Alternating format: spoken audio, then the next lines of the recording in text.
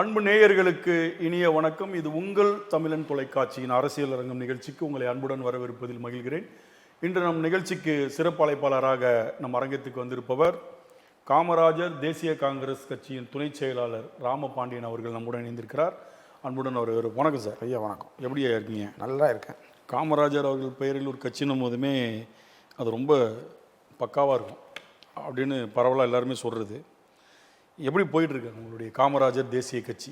இல்லை வேறு ஏதாவது பொறுப்புலாம் இருக்கீங்களா? வேறு ஏதாவது கட்சி? வேறு பொறுப்பு, அதாவது அரசியலில் காமராஜர் தேசிய காங்கிரஸுடைய துணை செயலாளர். மற்றபடி தமிழ்நாடு வியாபார சங்க பேருடைய மாநில துணைத் தலைவர். தமிழ்நாடு வியாபார சங்கம்னா விக்ரமராஜாவா? இல்லை, வெள்ளையன் அவர்கள். அது முத்துக்குமார் நச்சு அருண்குமார் இருக்காப்பு இல்லையா? நிறைய சங்கம் இருக்குது. ஆமாம், 3. ஏன்னா வெள்ளையன் அவருடைய மகன் ஒரு சங்கம், விக்ரமராஜா ஒன்று 2, அவர்கிட்ட ரவின்னு ஒருத்தர் வச்சிருக்காரு, குளத்தூர் ரவி. அப்புறம் அவர்கிட்ட இருந்தவரே சவுந்தரராஜன் சொல்லி அவர் ஒரு தனி. ஆமாம். ஆனால் ஆரம்பத்தில் நாராயணன் அவர்கள் ஒரு தனி. அது அரசு, அது அவர் அந்த வடசென்னை வியாபாரிகள் சங்கம்னு வச்சிருக்காரு. அது வியாபாரிகளுக்குள்ளது, அதாவது அது ஒரு வடசென்னை வியாபாரிகள் சங்கம். அது வந்து ஏதாவது ஒரு அமைப்புக்குள்ளதாக இருக்கும். இவங்க தமிழ்நாட்டில் சென்னையில் முத சென்னை போடுறாங்கிற வியாபார சங்கம்னு ஆரம்பித்தது எங்கள் மாநிலத்தில் முத்துக்குமார் நச்சா. ஓ சூப்பர். ஃபஸ்ட்டு தாய் சங்கம் நாங்கள் தான். உங்கள்கிட்ட வந்தது தான். எல்லாம் பிரிஞ்சு போனவங்க தானே ஒழிய, பிரிஞ்சு போய் சில அவங்களுடைய ஒரு தேவைகளை யாரோ ஒரு அரசியல் கட்சிக்கிட்ட கொண்டு வந்து மேலே வந்துடுறாங்களே ஒழிய எங்கள் தலைவர் மாதிரி நடுநிலையாக இருக்கிறது இல்லை. இப்போ எங்கள் தலைவர் அப்படி கிடையாது. தப்பு எந்த கட்சி பண்ணாலும் கண்டித்து போராட்டம், நல்லது யார் பண்ணாலும் ஆதரித்து பாராட்டு. நல்ல விஷயம் தான். அவ்வளோதான். எந்த அரசியல் கட்சி சார்ந்து இருக்கக்கூடாது. ஆமாம், தப்பு பண்ணால் போராட வேண்டியது, நல்லது பண்ணால் பாராட்ட வேண்டியது. இப்போ கூட இயல்பான விஷயம். இப்போ கூட ஈரோட்டில் எங்கள் ஒருங்கிணைப்பாளர் போராட்டம் பண்ணார். அதாவது அந்த பட்ஜெட்டில் இந்த மத்திய சர்க்காரும் சரி மாநில சர்க்காரும் சரி இவங்களுக்கு முதுகெலும்பே வணிகர்கள் தான். அதிக வரிப்பணம் செலுத்துறது யாருன்னு பாருங்க தமிழ்நாட்டில், அந்த வணிகர்கள். ஆனால் அந்த வணிகர்களுடைய நல்ல எந்த கட்சி ஆளுங்கட்சியாக வந்தாலும் சரிதான், அவங்கள பற்றி அக்கறை எடுக்கிறதே கிடையாது. இப்போ வந்திருக்க தாவைக்காவும் எல்லாருமே இவரு இந்த பட்ஜெட்டில் ஒன்றுமே சொல்லலையே. 100 நாளில் ஆமாம் பட்ஜெட்டில் எங்களுக்கு ஏதாவது சொல்லணும்ல சார்? நாங்கள் அதை தானே எதிர்பார்ப்போம். கண்டிப்பாக மாற்றம் ரைட்டு, எங்களுக்கும் ஒரு மாற்றம் வரும்னு எங்களுக்கு எந்த நினைப்பு இருக்கும்ல. நீங்கள் பட்ஜெட்டில் வியாபாரிகளுக்கு என்ன அறிவிக்கிறீங்க? எதுவுமே இல்லையே. நீங்கள் எதுவும் சொல்லாமல் விட்டீங்களோ ஏதாவது எங்களுக்கு அறிவிங்க. நாங்கள் எல்லாமே கேட்டுக்கிட்டு தானே சார். தேர்தல் காலத்தில் அவங்க கொடுத்த அறிக்கையில் வியாபாரிகளுக்கு எதுவும் இல்லையா? அதுவும் இல்லையே. அவர் ஏற்கனவே இப்போ எல்லாரும் பொதுமக்கள் சொல்கிற பார்த்தா அவர் தேர்தல் அறிக்கை கொடுத்ததுலே எதுவுமே வரலன்னு தான் சொல்லிக்கிட்டு இருக்காங்க. அப்புறம் நமக்கு இது அறிவிக்காதது இருந்தாலும் நாங்கள் என்ன நினச்சோம்னா, ஒரு வியாபாரிங்கிறது கஷ்டம் அவருக்கு தெரியும், மாறுதல் எல்லாரும் மாற்றம் நினைக்குவோம், நமக்கும் ஒரு மாற்றம் வரணும்னு எதிர்பார்த்து வியாபாரிகள்லாம் ஓட்டு போட்டாங்க. ஆனால் ஏமாற்றம் தானே கிடச்சிருக்கு. எங்களுக்கு வியாபாரிகளுக்கு எந்த ஒரு இதுவுமே இல்லைல்ல. அதை இப்போ போன மாதத்தில் ஈரோட்டில் போராட்டம் பண்ணோம். அடுத்த அடையமாக கூடிய சீக்கிரத்தில் சென்னையில் ஒரு போராட்டம் இருக்கும். போராட்டம் நிச்சயம் அரசை கண்டித்து தாவேக அரசு மட்டும் இல்லை, மத்திய மாநில அரசுகளை கண்டித்து வியாபாரிகள் மேலே நலன் கொள்ளாத அரசுகளை கண்டித்து போராட்டம்னு சொல்லியிருக்கோம். சரி, வியாபாரிகள் நலன் மீது அக்கறை இல்லை அப்படின்னு சொல்கிறீங்க.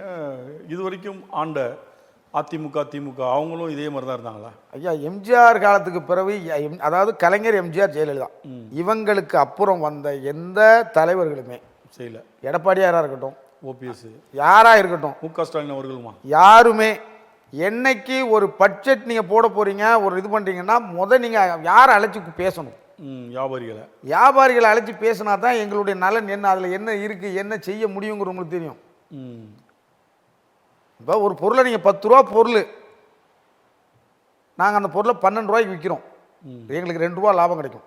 இந்த பொருளுக்கு நாங்கள் எல்லாம் வரிப்படி சிஎஸ்சி எல்லாம் கட்டிடுறோம். ஆனால் இதே இதை நீங்கள் அந்த ப்ரைவேட் கம்பெனிகள் லூலு அந்த மாதிரி இந்த மாதிரி வரும்போது எங்களுக்கு 10 ரூபாய்க்கு கொடுக்குறது அவனுக்கு 8 ரூபாய்க்கு கொடுக்குறீங்க. இது என்ன நியாயம்? அது யார் கொடுக்குறா அந்த மாதிரி சார்? அரசாங்கம் அதில் கண்டிக்கணும்ல. யார் கொடுத்தாலும் தவறு. எங்களுக்கு 10 ரூபாய் விற்கிற பொருளை லூலு மாலுக்கு ஏன் 8 ரூபாய்க்கு கொடுக்கணும்? அதான் கார்பரேட் கம்பெனிங்கிறது. தமிழ்நாட்டில் உள்ள அனைத்து வியாபாரிகளையும் கொள்ளணும்னா இந்த டீ மார்ட் இதெல்லாம் அதுதான் பண்ணுறாங்க. டீ மார்ட்டை நீங்கள் வாங்கி பாருங்கள், சில்லறை கடையை விட 4 ரூபா கம்மியாக தான் இருக்குது. நாங்கள் என்னென்னு அதுக்குள்ளே போகும்போது தான் தெரியுது, எங்களுக்கு போடுற வரி அங்கே இல்லை. இல்லை, இன்னொன்று டிமார்க்கிட்ட வாங்குறது கம்மியாக இருந்தாலும் அவன் ஒரு இத்திக்ஸ் ஒன்று யூஸ் பண்ணுறான். எப்படின்னா, இப்போ அண்ணாச்சி கடையில் போய் நான் ஒரு 100 கிராமுக்கு ஒரு கடுகு வாங்கலாம், 100 கிராமுக்கு துவரம்பருப்பு வாங்கலாம், 50 கிராமுக்கு கூட நான் வாங்கலாம். ஆனால் நீங்கள் டிமார்ட் உள்ள போயிட்டீங்கன்னா 1/4 கிலோவுக்கு கம்மியே கிடையாது, எல்லாமே 1/4 கிலோ தான். 100 கிராம் வாங்க வரவனா 1/4 கிலோ வாங்க வைக்கிறான். இதில் இதெல்லாம் விட இந்த தமிழ்நாட்டு ஜனங்களுக்கு இந்த தொலைக்காட்சி வாயிலாக சொல்லிக்கிறேன், நீங்கள் கொஞ்சம் நினச்சி பாருங்கள். இப்போ சமீபத்தில் கூட ஒரு யூடியூப்ல ஒரு சேனல் அண்ணாச்சி கடைகளில் கடன் வச்சு கூட வாங்கிட்டு போகலாம். அதை வாங்குறாங்க. ஒரு தாய்மார் வந்து அரிசி இன்னைக்கு இல்லை நாளைக்கு தாரேன்னு சொல்லி வாங்கிட்டு போகிறாங்க. ஆமாம். ஒரு 6 மாத காலத்தில் அவங்க வீட்டுக்காரருக்கு வேலை கிடைச்சி கொஞ்சம் பணக்கார கொஞ்சம் வசதி வந்துடுது. அதே அம்மா சொல்லுது வாங்க நம்ம டிமார்ட் போகலாம், டிபார்ட்மெண்ட் ஸ்டோருக்கு போகும். Department super market. ஆமாம். அப்போ அந்த ஸ்டைல் ஆகிட்டாங்களோ, தள்ளிக்கிட்டே போய் அடி. ஆமாம். அந்த கணவர் என்ன சொல்றாரு, என்னம்மா இது அன்னைக்கு நம்ம பட்னியா கிடக்கும்போது நமக்கு சோறு போட்டது அண்ணாச்சி கடையை மறக்கிறது நல்லது இல்லைம்மா. அது மாதிரி நீங்க கொரோனா காலத்தில் உங்களுக்கு எந்த டிமார்ட் இருந்துச்சு, எந்த கடை இருந்துச்சு? அதுவுமே இல்லையா? அண்ணாச்சி கடையில் போய் தானே வாங்கினீங்க. அப்போ நாங்கள் அன்னைக்கு எங்க உயிரையும் மதிக்காம தமிழ்நாடு சேனல் அன்னைக்கும் இந்த கவர்மெண்ட் எங்களை கண்டுக்கலையே. கண்டுக்கிட்டாலும் கண்டுக்கலாம். நீங்கள் மக்களுக்கான சேவைகள் கரெக்டாக கரெக்டாக சார். அது எங்களுக்கு அது எங்கள் ரத்தத்தில் ஊர்னது. நாங்கள் 10 ரூபாய்க்கு வாங்கினா 12 ரூபாய்க்கு விற்கணும். 2 ரூபா எங்களுக்கு இருந்தால் நாங்கள் லாபம். ஏன்னா இன்னைக்கு ஒரு கடை நடத்துறதுக்கு வேலைக்காரங்க கிடைக்கிறது இல்லை. நீ உண்மையிலே இல்லை, எந்த தொழிலுக்குமே வேலைக்காரங்க கிடைக்கிறது இல்லை. அப்புறம் இதில் இன்னும் இந்த தமிழ்நாட்டு ஜனங்களுக்கு முக்கியமான ஒரு செய்தி சொல்கிறேன். வெளி மாநிலத்துக்காரன் பூரா தமிழ்நாட்டுக்குள்ளே வராங்க. தமிழ்நாட்டில் இருக்கிறவங்க பூரா வெள்ளை போட்ட சட்டை அழுக்காகாமல் சம்பாதிக்கணும் எண்ணத்துக்கு வந்துட்டிய தமிழ்நாடு நாசமாக போகுது. எனக்கு 62 வயசு. நான் இன்னைக்கும் இங்கே இவ்வளோ வேட்டி சட்டை கொடுத்துக்கிட்டு இருக்கேன். நேற்று என்னை பார்த்துருந்தீங்கன்னா என் நிலைமை என்னென்னு தெரிஞ்சுக்கோங்க. காயலங்கடையில் உட்காந்து நான் வியாபாரம் பண்ணிக்கிட்டு இருந்தேன். என்னுடைய தொழில் கௌரவம் எங்கே பார்க்கணுமோ அங்கே தான் பார்க்கணும். இந்த தமிழ்நாட்டில் இருக்கிற இன்னைக்கு நிறைய வருங்காலத்தில் வர்றவங்களுக்கு அந்த உழைக்கணுங்கிற எண்ணங்களே மாறிவிட்டது. எதனால சார்? இது எப்படி நான் சொல்லுன்னு தெரியல சார். அதாவது இப்போ நீங்கள் உழைக்கிற எண்ணம் மாறிடுதுன்னு சொல்லும் போது, இப்போ நாங்கள் படித்து முடிச்சுட்டு வந்தோடனே ஒரு நிறுவனத்தில் வேலைக்கு போய் நானும் ஒரே நிறுவனத்தில் 22 வருஷம் நிருபராக பணிபுரிஞ்சேன். சரி. மாறவே இல்லை. சரி. என்னுடைய பயோடேட்டா பார்த்தீங்கன்னா அதுக்கப்புறம் அந்த நிறுவனத்தில் இருந்துக்கிட்டு பார்ட் டைமாக சில தொலைக்காட்சிகள்லாம் பெரிய பெரிய நிகழ்ச்சி பண்ணியிருக்கோம். இது நாங்கள் வந்து வேறு இடத்துல போகக்கூடாது அப்படின்னு இருந்துட்டோம். அப்போது வந்து அந்த வேலைக்கு வந்து ஆட்கள் கரெக்டாக இருந்தாங்க, போயிருந்தோம். எங்களை திட்டு வாங்கியிருக்கோம், எது சொன்னாலும் அந்த நிறுவனத்திலே தான் இருந்தோம். ஆனால் இப்போ வர பசங்களுக்கு எப்படின்னா, வேலை நேரத்தில் ஏதோ ஒரு கோவமாக திட்டினா உடனே ஃபோன் ஆஃப் பண்ணிட்டு லீவ் போட்டு போயிடுறான். இதுக்கு ஃபஸ்ட்டு குறை கூறுவது நான் தாய் தகப்பங்க தான். இதுதான் நான் சொல்ல வரேன். இப்போ எங்களுக்கு நீங்கள் சொல்ல வரல, நானே சொல்லிடுறேன். எனக்கு 2 பசங்க. நான் அன்னைக்கு இந்த ஊரில் ட்ரை சைக்கிளில் வெங்காயம் தக்காளி பழைய இரும்புக்கு வியாபாரம் பண்ணி என் பிள்ளைகளை ஐடி படிக்க வச்சேன். கண்டிப்பாக என் பிள்ளைங்களை ஐடி படிக்க வச்சேன். ஆனால் அந்த பிள்ளைங்களுக்கு தன்னுடைய தந்தை தாய் என்ன கஷ்டப்படுறாங்கிறது தெரிஞ்சுக்கிட்டு இன்றைக்கி என் பிள்ளை ஒரு பிள்ளை தவறிவிட்டான். 2018 ஒரு ஆக்சிடெண்ட்டில். இன்றைக்கி ஒரு பிள்ளை இருக்குது. அந்த பிள்ளை தன்னுடைய தாய் தந்தை என்ன கஷ்டப்பட்டாங்க அப்படிங்கிறது உணர்ந்து தன்னுடைய நலனில் இருக்குது. கண்டிப்பா அந்த வேலை, இந்த வேலை நம்ம வேலை, இதில் நம்ம சம்பாதிக்கணும். 2வது இப்போ ஒரு விஷயம் இன்னும் சொல்லி, இந்த பெண் பிள்ளை பெற்றவங்க தான் நிறைய ஆண்களை கெடுக்கிறாங்க. அப்படியா? ஆமாம் சார். ஒரு காலத்தில் சென்னையில் கடை வச்சுருந்தவனுக்கு பொண்ணு கொடுத்தாங்க, மளிகை கடை வச்சுருந்தா பொண்ணு கொடுத்தாங்க. அப்புறம் கொஞ்சம் காலம் போச்சுன்னா காயலங்கடை வச்சவனுக்கு பொண்ணு கொடுத்தாங்க. இப்போ பொண்ணு கடை வச்சவனுக்கு பொண்ணு தர மாட்டேன். ஐடியில் இருக்கியா அப்படி கேட்குறாங்க. அப்போ என்ன, வாரத்தில் 5 நாள் வேலை பார்க்கணும், 2 நாள் சுற்றணும். நான் ஒரே கேள்வி அவங்களை திருப்பி பார்த்து கேட்குறேன். நீங்கள் 1 லட்ச ரூபா சம்பளம் வாங்க, உங்கள் நிலைமை 20ஆம் தேதி பிறகு என்ன? அண்ணாச்சிகள்லேருந்து கடன் தான் வாங்கணும். எங்களுக்கு அந்த நிலைமை கிடையாது. 30 நாள் நாங்கள் ராஜா. என் பிள்ளை ஐடி படிச்சிருக்கு, படித்து அதான் என்ன சொல்கிறேன், படித்தாலும் அந்த வேலைக்கு போன காலத்தில் போனால் இல்லைப்பா இது நம்ம இப்படி பண்ணலாம், இது நம்ம சுய தொழில் சொன்னால் கேட்டுக்கிட்டாங்க. இன்றைக்கி இருக்கிற பிள்ளைங்கள் கேட்க போகிறது இல்லை. இந்த 2K கிட்ஸுன்றாங்களே, அவங்க தான் வந்து எதுவும் கேட்கறது இல்லைன்னு பரவலான ஒரு குற்றச்சாட்டு இருக்குது. யார் சார்? இந்த 2000க்கு அப்புறம் பிறந்த. ஆமாம் ஆமாம் ஆமாம். அதாவது அது என்ன ஆகுதுன்னா சார், இந்த ஃபோனை நல்லதுக்கு கண்டுபிடிச்சாங்க. இன்றைக்கி இதில் 70% தீமைக்கு தான். அது ரொம்ப உண்மைதான். இந்த ஃபோனை கண்டுபிடிச்சது யாரோ, உண்மையிலே அவர் ஒரு நல்ல செய்தி எங்கேயோ இருக்கிறத நம்ம நேரம் இங்கேருந்து பார்க்குற அளவுக்கு ஒரு, இப்போ தாய் தகப்பங்க வெளியூரில் இருக்காங்கன்னா அங்கேருந்து பார்த்து பேசுகிற அளவுக்கு பண்ணது ஒரு நல்ல விஷயம், டெக்னாலஜி. ஆனால் அதை மட்டுமா பண்ணுறாங்க, அதை வச்சு என்னெல்லாமோ பண்ணுறான். என்னெல்லாம் தப்பு பண்ணக்கூடாதோ அந்த அவ்வளோ தப்பு அதில் பண்ணிடுறான். அவருக்கும் வலை கொடுத்துருது. ஒன்றும் இல்லை, ஒரு பிள்ளை சாப்பிடும்போது செல்ல நோண்டுது. சாப்பிட்ற சாப்பாடே ஜீரணமாகாது. இல்லை, அந்த மனுஷன் கஷ்டப்படுறது வயிற்றுக்கு. அந்த சோறு திங்கும்போது அந்த 10 நிமிஷம் அந்த செல்ல வச்சானே, அப்போ என்ன பிள்ளைங்க வளர்த்துருக்கோம் நம்ம? அப்போ வீட்டில் உள்ளவங்க கண்டிக்கணும். ஆமாம். இப்போ எங்கள் மருமாட்ட சொல்லுவேன், பிள்ளைங்களுக்கு அதிகமாக செல் கொடுக்காது. ஆமாம். ஆனால் ஏன் பேத்தி என்ன பண்ணுவா, சாப்பிடும்போது ஃபோன் பார்த்துட்டு தான் சாப்பிடணும்.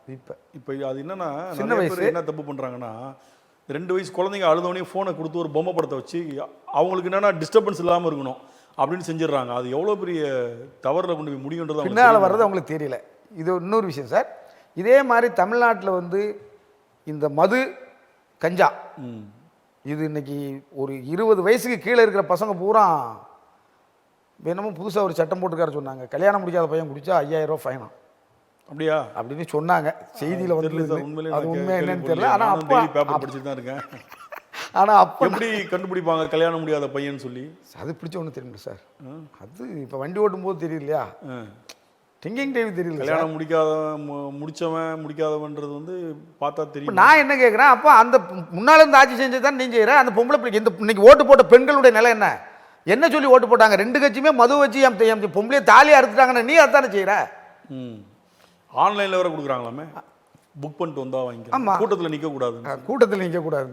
இன்னைக்கு 717 கடையை எடுத்துட்டு தன்னுடைய வருமானத்தை அதிகமாக்குறதுக்கு என்ன பண்ணுமோ அதை பண்ணுறாங்க. இது எங்களுக்கு தெரியலைன்னு நினச்சிக்கிட்டு பண்ணுறாங்க. அப்போ எல்லாமும் ஒரே மாதிரி தான், ஒரே குட்டைகள் உரிய சார். ஆன்லைனில் வியாபாரமே பண்ணக்கூடாது நாங்கள் சொல்கிறோம், வியாபாரிகள் அதுதானே சொல்கிறோம். ஆன்லைன் வியாபாரம் வேண்டாம். அரசு என்ன சொல்லுதுன்னா, ஒரு QR கோடை கொடுத்து நீங்கள் லைனில் நிற்க வேணாம், நீங்கள் ஆன்லைனில் அதை புக் பண்ணிட்டு போய் அங்கே கேட்டிங்கன்னா கொடுத்துருவாங்க, போனோன்னா வாங்கிக்கலாம் அப்படின்ற மாதிரி ஒன்று ஏற்பாடு பண்ணி. இல்லையா, அது ஃபேஸ்புக்கில் அப்படி போடலையே சார், வீட்டில் ஒன்றில் சார் கொடுக்காரு. வீட்டில் கொடுக்குறாங்களா தெரியல. அது எப்படி கொடுத்துருக்காங்க? அது என்னமா திமுக காரங்க போட்டதாக இருக்கணும் சொல்லிடுறேன். ஒரு வீட்டில் போய் ஒரு நண்பர் கதவை தட்டுறாரு, என்னன்னா ஐயா வீடை தேடி மருத்துவம், ஆமாம் காய்ச்சல்னு நீங்கள் சொன்னீங்களா, காணொலி பார்த்தேன். அப்புறம் இன்னொருத்தர் தட்டுறாரு, வீடு தேடி சரக்கு திருப்பி தட்டிட்டு நீங்கள் தானே. அப்போது நீங்கள் என்ன பண்ணணுமோ அதை பண்ணுங்க, என்ன பண்ணக்கூடாது தேடி வந்த மருத்துவத்துக்கு பதிலாக வீடு தேடி சரக்கு வருதுன்னு சொல்லி அதாவது நாங்கள் இதை எங்கள் பெருமைக்கு சொல்ல, உங்களுக்கு வர்ற அவப்பேருக்கு தான் சொல்கிறோம். ஏன்னா மதுவும் போதைப் பொருட்களும் இப்போ அதிகமாக இருக்கிறதுல மாற்று கருத்து இல்லை. ஏன்னா எங்கே பார்த்தாலும் நம்ம அதை பார்த்துக்கிட்டே இருக்கிறோம் சார். 17 வயசு 16 வயசு பேர் நடு ரோட்டில் என்னெல்லாமா பண்ணுறான் சார். அவன் என்ன பண்ணுறான்னு தெரியாமல் பண்ணுறான். 2-3 நாட்களுக்கு முன்பு திருவத்தூரில் ஒரு மாணவனை அடிச்சு கொண்டிருக்காங்க. கோயம்புத்தூர் பக்கத்தில் திருவொற்றியூரில் கோயம்புத்தூரில் ஒரு சம்பவம் நடந்தது.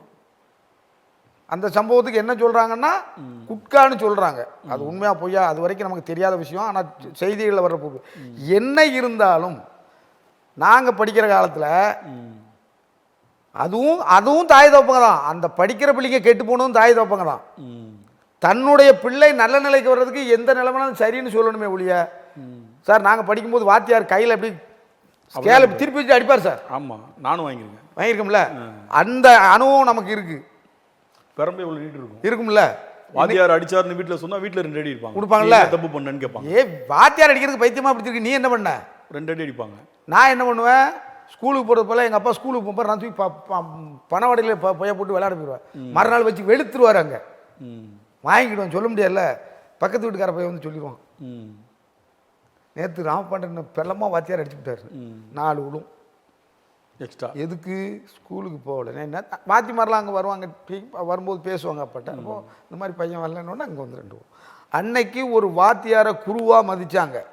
இன்னைக்கு வாத்தியாரை குருவாக மதிக்கலை, குழுவாக மதிக்கிறாங்க. அவ்வளோதான்.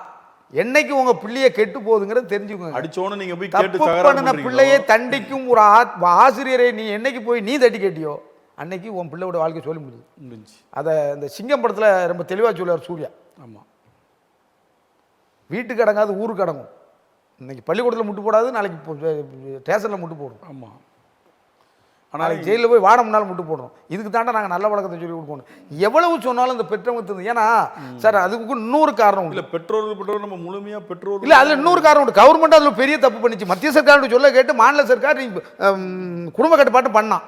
அன்னைக்கு தான் அந்த வேலைக்கு ஆள் தட்டுப்பாடு வந்துச்சு. சார் என் கூட பிறந்தது 11 பேர். இன்னைக்கு எனக்கு 2 பிள்ளை தான், ஒன்று போச்சு, ஒன்று தான் இருக்கு. இந்த அரசாங்கத்துடைய குடும்ப கட்டுப்பாடை யாரு கண்டினியூ பண்ணமோ அவங்களுடைய நிலைகள் பூரா இதான்.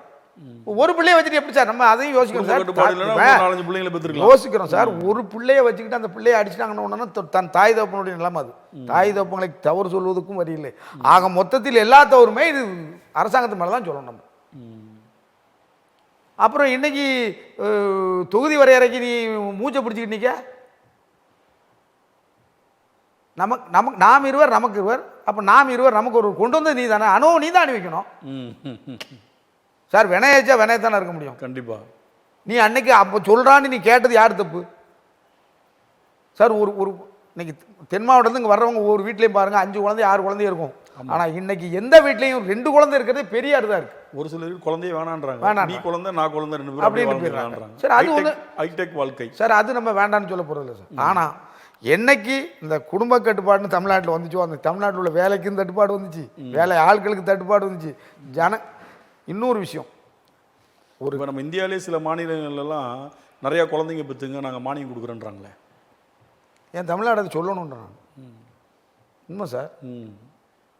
ஒன்று 4-3 குழந்தையாவது பெற்றுக்கிட்டா அந்த குடும்பம் நல்லா இருக்கும்னு சார். நினைக்கிறேன். குடும்பமே இல்லாமல் போயிட்டு இன்னைக்கு என்ன பண்ணுறான், உங்களை ஐடியில் படிக்க வைக்கிறாங்க, நீங்கள் நல்ல ஓரளவு நல்ல வசதியாக படிச்சுறீங்க, படிச்சுட்டு எங்கேயா போய் வேலைக்கு போயிடுறியா ஃபாரினுக்கு.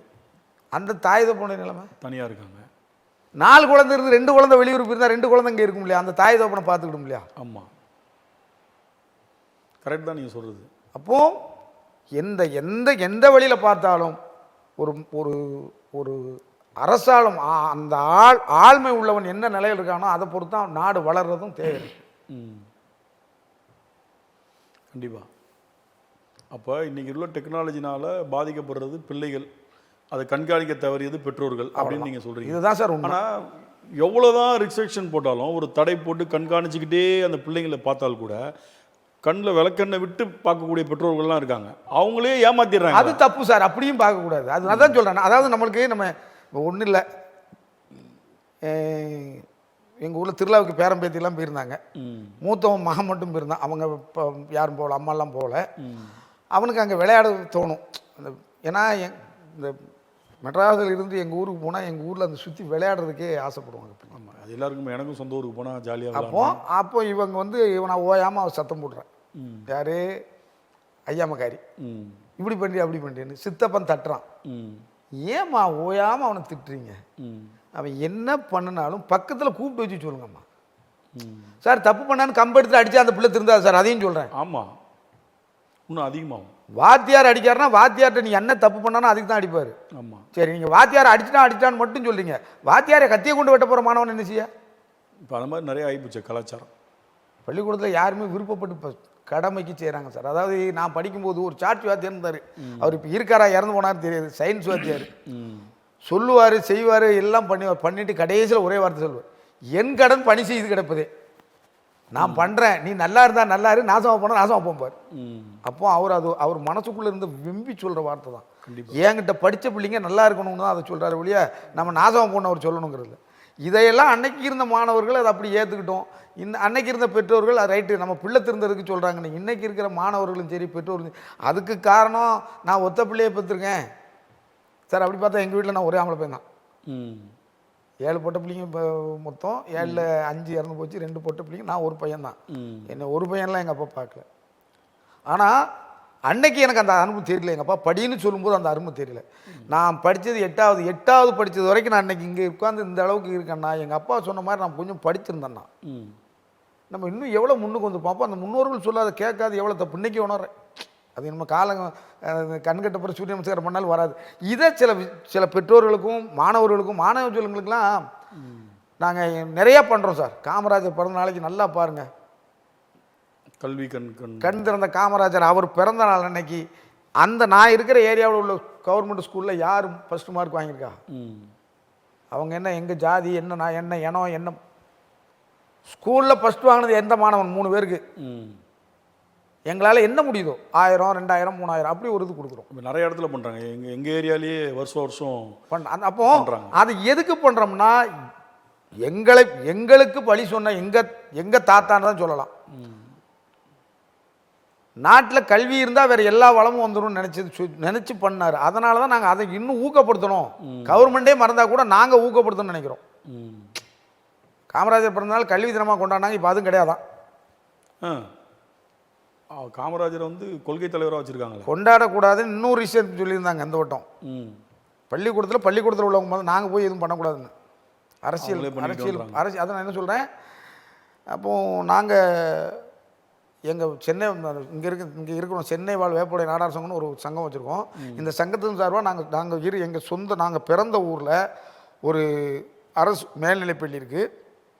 அந்த பள்ளிக்கு ஒரு வருஷத்துக்கு காமராஜர் பிறந்த நாளைக்கு 1 லட்சம் ரூபாய்க்கு அங்கே படிக்கிற அத்தனை குழந்தைகளுக்கு வாத்தியாருக்கு எல்லாருக்குமே கெடாக்கறி விருந்து போடுறோம். காமராஜர் பிறந்தநாள் மதியம். இதை வந்து நீ செய்யாதன்னு சொன்னால் யாருக்கு இல்லாதுன்னா ஹெட் மாஸ்டர்கிட்ட கேட்டேன், சார் எங்களால் உங்களுக்கு எதுவும் பிரச்சனை வந்து வரட்டும் பார்த்துக்கூடியா, நம்ம வருஷமாக செய்கிறோம், எல்லா வருஷமும் நம்ம செய்கிறோம், அதனால் வரட்டும். அந்த மாதிரி ஒரு ஒரு ஒரு பெருந்தலைவர் பிறந்தநாள் கொண்டாடுறது கூட உங்கள் இந்த நிபந்தனைலாம் கொண்டு வரக்கூடாது. நீங்கள் கொள்கை தலைவராக ஏற்றிருக்கீங்க. நான் முத சென்னையில் நான் தான் போஸ்ட் அடிச்சு ஓட்டினேன்.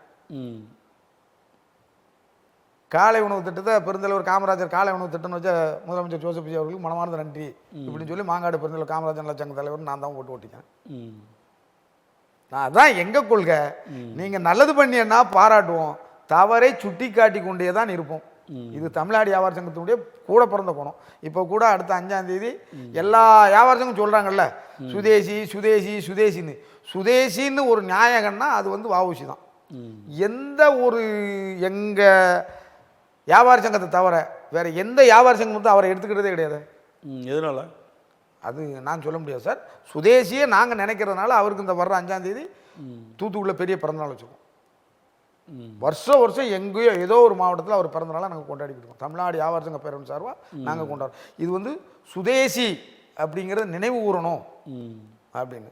21ஆம் தேதி கூட ஒரு வியாபார சங்கம் இந்த லூலு மார்க்கெட்டுக்கு லூலுக்கு ஏதோ போராட்டம் சொல்லி அறிவிச்சிருக்காங்க. அது கூட நோட்டீஸ் கொடுத்தாங்க. எனக்கு எல்லா சங்கத்துக்காரங்களும் வந்து நோட்டீஸ் கொடுப்பாங்க கண்டிப்பாக. ஏன்னா உணர்வுபூர்வமாக இருப்பார். சங்கம் அப்பாற்பட்டு வியாபாரிகள்ங்கிறதுல பிரச்சனைகள்ன்றது எல்லாத்துக்கும் ஒன்று தானே அப்படிங்கிறதுல. ரெண்டாவது இப்போ நாங்கள் இந்த முதலமைச்சருக்கு சொல்லிக்கிறது, திராவிட முன்னேற்ற கழகம் வந்தவுடனே நாங்கள் ஒரு பெரிய எச்சரிக்கை விட்டோம். தமிழ்நாட்டில் வியாபாரிகளை வாழ விட மாட்டாங்க, இவங்க ரவுடிஷம் இருக்குன்னு. ஏன் அப்படி சொல்கிறீங்க? இல்லை திமுக வந்தால் அது எப்பயும் வரும் சார். எப்போதுமே அதிமுக மற்ற கட்சிலாம் வந்தால் இருக்காது, குறையும். அவங்க வந்து அதிகமாக இருக்கும். இப்போ என்ன நிலைமைக்கு வரப்போகுதுங்கிறது தெரியாமல் இருக்கு. 100 நாள் ஏதாவது டிஸ்டர்பன்ஸ் இருந்துச்சு. இது வரைக்கும் 2-3 இடங்கள் வந்துருச்சு. இது இன்னொரு பழமொழி சொன்னால் இந்த சின்ன பையங்க கூடி வீடு கட்டி விளையாண்ட மாதிரியும் இருக்குது சட்டசபைக்குள்ளே பார்க்கும்போது. என்ன எப்படி சொல்லிட்டீங்க? எல்லாம் அனுபவ ரீதியாக நல்லா பேசுகிறாங்களே. என்ன பேசுகிறாங்க நிறையா சார். யாராக இருக்கட்டும், நாம் பிறந்தது தமிழ்நாடு, நம்ம இருக்கிறது தமிழ்நாடு சட்டப்பேரவைக்குள்ள. ஒரு நிதியமைச்சர் நிதிநிலையை வாசிக்கும் போது எதிர்கட்சியிலேருந்து யாரோ ஒரு உறுப்பினர் சொல்கிறார், நீங்கள் நிறையா இங்கிலீஷ் வார்த்தையை யூஸ் பண்ணிட்டே தமிழ் வார்த்தையை யூஸ் பண்ணலன்னு. அந்த அமைச்சர் பொறுப்பாக என்ன பதில் சொல்லணும்? ஐயா, நான் படித்தது இங்கிலீஷ் மீடியத்தில் படிச்சுட்டேன், அதனால் எனக்கு அந்த வார்த்தைகள் நான் வர மாற்றிக்கிறேன். இதுதான் சார் தமிழர் பண்பாடு. அவர் தமிழ் உச்சரிப்பையும் அவர் சொல்லியிருந்தார். இது வந்து இந்த தமிழ் வடசென்னை தமிழ் மாதிரி இருக்குன்னு. அது வந்து சொல்லக்கூடாது தானே. ஒருத்தர் பேசுகிற பேச்சை வந்து நம்ம சார், அதாவது நான் என்ன சொல்றேன், ஒவ்வொரு வட்டாரத்துக்கு ஒவ்வொரு மொழி இருக்குது. அந்த தமிழில் அவர் பேசுறது நாங்கள் சொல்லவே இல்லை. நான் வரவே இல்லை. அவர் பேசும்போது அதை சுட்டி காட்டினா கூட நம்ம அதெல்லாம் நான் எடுத்துக்கல. அவர் சொல்லும்போது ஆனால் இவரும் எமோஷனல் ஆனார். அது தவறு. நான் என்ன சொல்றேன், பொறுப்பில் இருக்காரு. அதுதான் சொல்றேன். இப்போ சார் நான் பேசிடலாம் சார். நிதியமைச்சர் நீங்க கண்ணியமான முறையில் அவரும் நீங்க என்ன சொல்லியிருக்கணும், ஐயா என்னை திருத்திக்கணும், முடிஞ்சு போச்சு. இதில் என்ன உங்க ஒரு இது சட்டசபைகளில் எவ்வளோ விவாதமாகுது சார்? ஏன்னா அந்த எம்எல்ஏ வந்து அவருடைய பேச்சு வந்து கன்னி பேச்சு, முதல் பேச்சு. யாரு அந்த சொன்ன எம்எல்ஏ? சொன்ன எம்எல்ஏக்கு முதல் பேச்சு கன்னி பேச்சு. இப்போ எப்படி சொல்லுவீங்க இதை? அப்போ அவரும் புதுசு, நீங்களும் புதுசு, யாரோ பழைய ஆளுக்க சொல்லலையே. ஆமாம். அப்போ நீங்கள் அதை நீங்கள் என்ன பண்ணியிருக்கணும், மனோபூர்வமாக ரைட்டு நான் அதை மாற்றிக்கிறேன், அவ்வளோதான் முடிஞ்சு. அப்போ 2 நாட்கள் கழித்து திரும்பி பேசும்போது ஒரு வருத்தம் தெரிவித்தார். என்ன சார் நான் என்ன சொல்கிறேன், இப்போ நானும் தான் சொல்கிறேன். இது எப்படி இருக்குன்னா, இந்த தமிழ்நாட்டில் இருக்கிற காவல்துறை சட்டத்துறை எல்லாத்துக்கும் நீங்களோ நானோ சட்டத்தையோ போலீஸையோ பேசிட்டா உடனே கேஸு. கெச்சிராஜா பேசினா மட்டும் கேஸ் வராது. நயினார் நாகேந்திரன் பேசினாலும் கேஸ் வராது. இதுக்கு முன்னாடி இவர் துணை முதல்வர் பேசினா கேஸ் வரும். முன்னாள் துணை முதல்வர் பேசின உடனே அப்படிதான் பரவலாக பேசுகிறாங்க. இல்லை உண்மைதானே சார்? சார் அதான் நான் என்ன சொல்கிறேன், சில விஷயங்களில் அரசாங்கமாக நடத்தணும். நயினார் நாகேந்திரன் கூட 2 தினங்களுக்கு முன்னாடி கூட பேசியிருக்காருன்னு சொல்கிறீங்க. அம்மாட்ட போய் வீட்டில் கேட்டால் தான் அப்பா யாருன்னு தெரியுன்ற மாதிரி பேசியிருக்காரு. சரி, தவறானது தானே? தவறு தான். நீங்கள் என்ன சொல்கிறேன், இவர் என்ன பேசுகிறாரு அந்த பேச்சை நீங்கள் கேளுங்க. சரி கேட்டீங்க, சரி கேஸ் கொடுத்துட்டாங்க, கோர்ட்டு சொல்லுது நான் 12 அந்த கேஸை 1 மணிக்கு எடுக்க போகிறேன், 12 மணி வரைக்கும் அரெஸ்ட் பண்ணாதீங்கன்னு சொல்லுது. நீங்கள் என்ன பண்ணணும், ஒரு அதாவது ஒரு நீதிபதி ஒரு கவர்மெண்ட்டுக்கு ஒரு கோரிக்கை வைக்கிறாங்க, நம்ம 1 மணிக்கு எடுத்துக்கிறேன், என்ன இருந்தாலும் பார்த்து செய்யுங்க 12 மணிக்கு மேலே. நீங்கள் ஏன் அவ்வளோ அவசரமாக அரெஸ்ட் பண்ண வேண்டிய வேலை என்ன? சரி அரெஸ்ட் பண்ணி முடிச்சு 1 மணிக்கு கேஸை எடுத்த உடனே வக்கீல் சொல்கிறாரு அரெஸ்ட் பண்ணிட்டோம், முன்ஜாமீன் தேவையில்லை. அப்போ நீங்கள் இதுக்கு தான் அந்த 12 மணிக்கு முதல் அரெஸ்ட் பண்ணியிருக்கீங்க. இது பட்டவர்த்த தரமாக செய்தி சார். ஒரு எதிர்கட்சி தலைவர் நாளைக்கு சட்டமன்றம் கூடுது, அதுவும் பட்ஜெட் வாசிக்க போகிறீங்க. அவர் நல்லவரா கெட்டவரா அதுக்கு அப்பாற்பட்டு வச்சு கொடுங்க சார். உங்கள் சொந்த கருத்துக்களை கொண்டு ஏன் உள்ளே திணிக்கிறீங்க? கண்டிப்பாக நீங்கள் இந்த குடியரசு தினத்தில் என்ன சார் பண்ணியிருக்கீங்க? உங்கள் மனைவி விவாகரத்தை வாபஸ் வாங்குறேன்ட்டாங்க. நீங்கள் யாரை கூப்பிட்டு வந்து வச்சு நீங்கள் கொடியேற்றிருக்கணும்? இப்போ சார் அதெல்லாம் வந்து அவருடைய பர்சனலு, நம்ம ஏன் அதுக்குள்ளே போகணும்? கொடி ஏற்றுறது அதெல்லாம். அதே நேரத்தில் ஏன் 12 வரைக்கும் கோர்ட்டு அவரை அரெஸ்ட் பண்ணாதீங்கன்னு சொன்னாங்கன்னா, இவங்க வந்து உதயநிதி அவர்களை கைது பண்ண வந்திருக்கிறதா கோர்ட்டில் தகவல் சொல்கிறாங்க. அதுக்கப்புறம் போலீஸ் என்ன சொல்கிறாங்கன்னா, இவரை கைது பண்ண வரல, விசாரணைக்காக கூட்டிகிட்டு போகிறோம் அப்படின்னு பதிவு பண்ணுறாங்க. அது எப்போ சார்? அதுக்கப்புறம் கோர்ட்டுக்கு போன சார் அவங்க 12 மணி வரைக்கும் நீங்கள் கைது பண்ண வேண்டாம்னு அவர் ஒரு தீர்ப்பா சொல்லலை. தீர்ப்பு இல்லை, அவங்க கைது பண்ண வேண்டாம் அப்படின்னு சொல்கிறாங்க. இவங்க என்ன சொல்கிறாங்க, கோர்ட்டு சொன்னோன்னே நாங்கள் கைது பண்ணியே வரல, தஞ்சாவூரில் ஒரு வழக்கு ஒரு புகார் வந்திருக்கு, அந்த புகார் சம்பந்தமாக ஒரு விசாரணைக்கு தான் நாங்கள் கூட்டிகிட்டு போகிறோம். சரி, விசாரணைக்கும் கைதுக்கும் வித்தியாசம் இருக்குது. விசாரணைக்கும் கைதுக்கும் வித்தியாசம் இருக்குது. கைதுன்றது நான் அரெஸ்ட் பண்ணி கூட்டி போய் ரிமாண்ட் பண்ணுறது. சரி. விசாரணைன்றது கூட்டு போய் ஸ்டேஷனில் வச்சு விசாரிக்கிறது. விசாரணைக்கு கூட்டிகிட்டு போகிறது வந்து கைதும் அதுவும் டிஃப்ரெண்ட் இருக்குது, டோட்டல் டிஃப்ரெண்ட். சரி. விசாரணைக்கு பின்பு அவங்க நினச்சா ஸ்டேஷனில் கைது பண்ணலாம். நாங்கள் விசாரணை பண்ணோம், இவர் மேலே தப்பு இருக்குன்னு தெரிஞ்சு நாங்கள் இப்போ அரெஸ்ட் பண்ணுறோம்னு சொல்லி அதுக்கப்புறம் ஸ்டேஷனில் சொல்லலாம். போலீஸ்க்கு அதுக்கான ரூல்ஸ் இருக்குது. ஆனால் இங்கே வந்து அவங்க ஃபஸ்ட்டு அவங்க கைது பண்ணுற கான்செப்டில் தான் வந்திருக்காங்க. கோர்ட்டு கும்பல்லாம் சேர்ந்தோடனே தேவையில்லாத பிரச்சனை வரப்போகுதுன்னு சொல்லி விசாரணைக்காக கூப்பிட்டு போகிறோம். சார் நான் ஒன்று சொல்கிறேன், நீங்கள் கேஸே போடுங்க, அவர் மேலே கேஸ் போடுங்க. சட்டம் அனைவருக்கும் சமம். கண்டிப்பாக. இது வரைக்கும் எந்த அரசியலும் எந்த இதுக்கு முன்னாடி அதிமுக இருக்கட்டும் திமுக இருக்கட்டும் 2 பேர் மேலேயும் கேஸுகள் இருக்கும். எங்கேயாவது அரெஸ்ட் பண்ணாங்கன்னு சொல்லுங்கள். மாநகராட்சிகளுக்கு நிறையா போட்டிருக்காங்களே. திமுக காரங்க மேலே அதிமுக போட்டுருக்கு, அதிமுக மேலே திமுக காரங்க போட்டிருக்காங்க, ஜெயலலிதா மேலே டிஎம்கே போட்டிருக்கு, கலைஞர் மேலே அதிமுக போட்டிருக்கு. அரெஸ்ட் கிடையாது, எல்லாத்துக்கும் கேஸு கோர்ட்டுக்கு வரும்.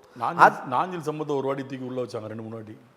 சார் நாஞ்சில் சம்பத்துங்கிறது வந்து அவர் ஒரு கடைநிலை ஊழியர்னு வச்சுக்கலாமா? அப்படி இல்லை, நான் ஒரு சிலர்களை சொல்லிடுறேன். சீமான் கூட இதே மாதிரி பேசி தான் ஒரு வாட்டி அரெஸ்ட் ஆகி ஒரு 300 நாளுக்கு மேலே சிறையில் இருந்தார்.